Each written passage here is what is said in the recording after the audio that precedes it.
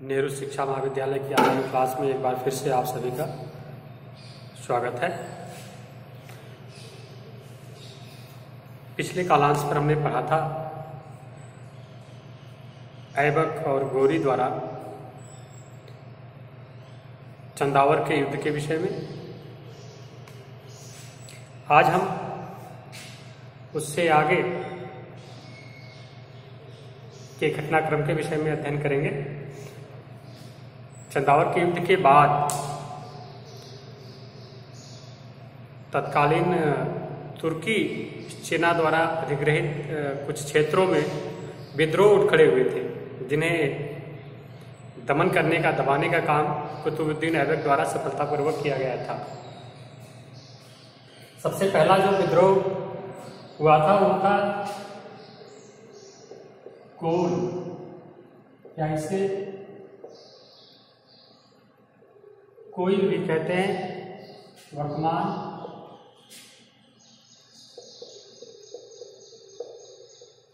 अलीगढ़ और यहाँ का जो विद्रोह हुआ था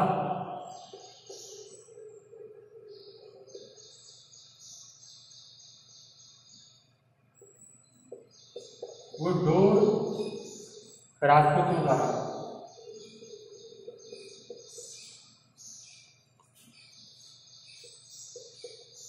डोर राजपूतों द्वारा अलीगढ़ का विद्रोह हुआ था। कुतुबुद्दीन ऐबक इस विद्रोह को दबाने में सफल रहा। ऐबक ने इस विद्रोह को समाप्त करने में सफलता प्राप्त की। दो राजपूतों ने काफी सशस्त्र संघर्ष किया था। इसके बाद जब वो अलीगढ़ में विद्रोह का दमन कर रहा था, तभी उसे सूचना मिली कि अजमेर में अलीगढ़ के विद्रोह के बाद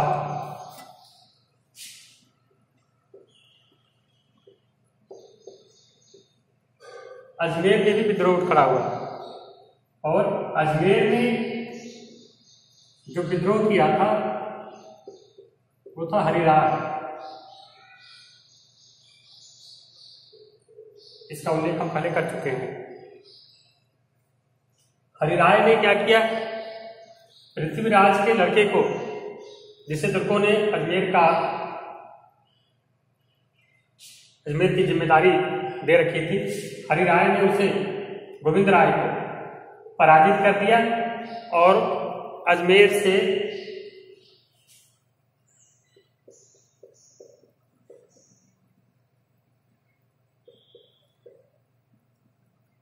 भगा दिया। और इसके साथ ही अजमेर में जो तुर्क सेना इसकी सहायता के लिए थी, अजमेर की सुरक्षा के लिए जो तुर्क सेना थी, हरिराय ने इसे भी भागने पर मजबूर कर दिया। इसकी सूचना पहुंची ऐबक को। ऐबक अजमेर के विद्रोह को दबाने के लिए आया। अच्छा, हरिराय ने न केवल अजमेर पर ही अपना प्रभुत्व स्थापित किया, अपितु अजमेर के साथ साथ अजमेर पर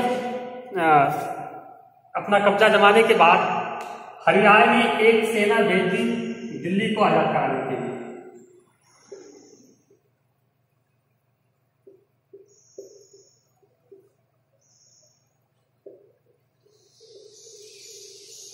हरिराय ने एक सेना भेजी, किस लिए?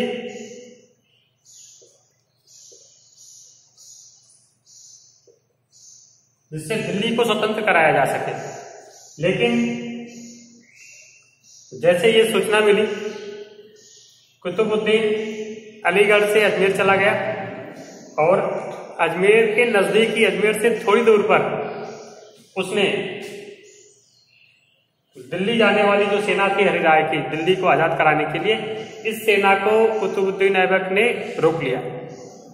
न केवल सेना को रोका, मजबूर कर दिया अजमेर के किले में शरण लेने के लिए, और ऐबक द्वारा अजमेर का घेरा डाल दिया गया।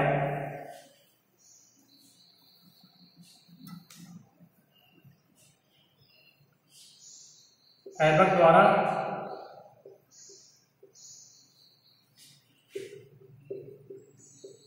ऐबक ने अजमेर को घेर लिया।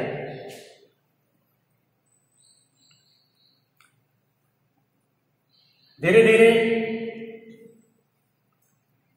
किले के भीतर घिरे हुए राजपूतों ने अपना सशस्त्र संघर्ष ऐबक के खिलाफ जारी रखा, लेकिन इनका यह संघर्ष बहुत समय तक नहीं चल पाया। धीरे धीरे कई तरह की समस्याएं आनी शुरू हो गई। अंत में यह निश्चय हुआ कि हमें अंतिम सांस तक तुर्कों का विरोध करना है और वहां गिरा हुआ प्रत्येक सैनिक इस संघर्ष में शहीद हो गया, प्राणों का अपने उत्सर्ग कर दिया। और इधर हरिराय जो किले के भीतर गिरा हुआ था, यह नहीं चाहता था कि यह जीवित तुर्कों के हाथ में आए, पकड़ा जाए और इसके साथ कोई भी अपमानजनक व्यवहार हो। तो हरिराय ने स्वयं और अपने कुछ साथियों के साथ इसने जौहर कर लिया। जब इसे लग गया कि हम जीत नहीं सकते और तुर्क हमें घेर लेंगे, हमें पकड़ लेंगे, तब हरिराय ने अपने कुछ साथियों के साथ जौहर करके अपने प्राणों का उत्सर्ग कर दिया। तो इस तरह चंदावर के युद्ध के बाद, कन्नौज की पराजय के बाद पहला जो विद्रोह हुआ था वो अलीगढ़ में, उसके बाद अजमेर में।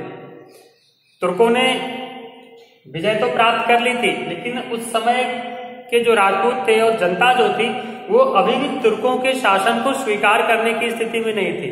मानसिक रूप से उन्होंने तुर्कों के आधिपत्य को स्वीकार नहीं किया था, इसीलिए जगह जगह विद्रोह खड़े होने लगे।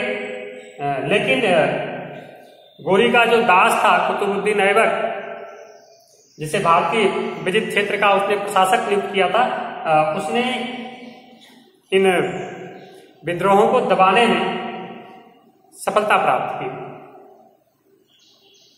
ऐबक के विषय में कहा जाता है कि उसने मध्य भारत में आग और तलवार के साथ प्रवेश किया था। इसके बाद हम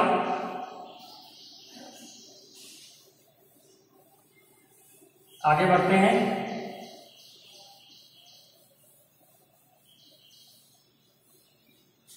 और हम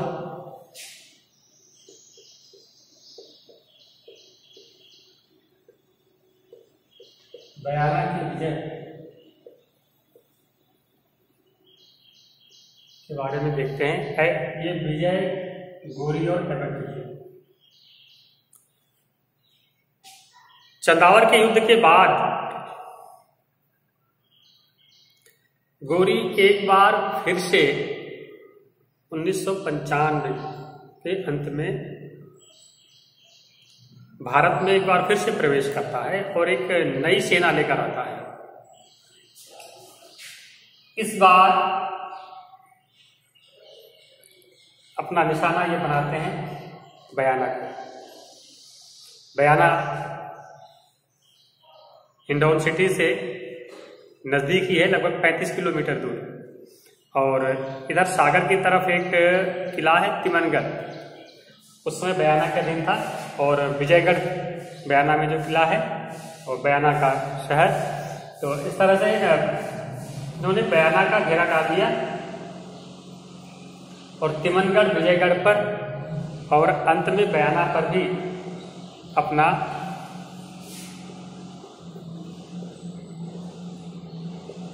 तिमनगढ़ विजयगढ़ जो बयाना की पहाड़ी पर स्थित है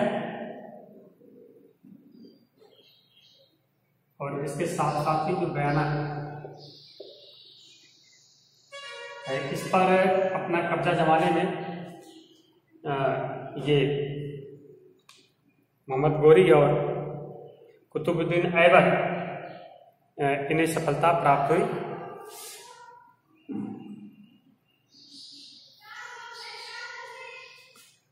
इस समय जिसे पराजित किया था इन्होंने बयाना के इस अभियान में, बयाना के इस समय भट्टी राजपूत उनका शासन था बयाना पर।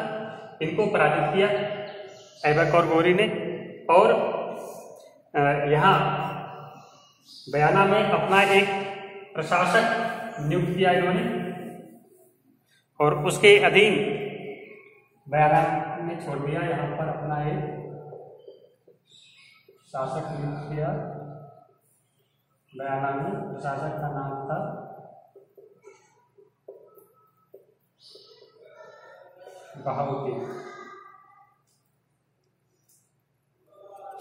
बहाउद्दीन को बयाना का प्रशासक नियुक्त किया गया। और इस तरह से बयाना के बाद इनका जो अगला टारगेट था, जो लक्ष्य, वह था ग्वालियर। इसके विषय में हम नेक्स्ट वीडियो में पढ़ेंगे। धन्यवाद।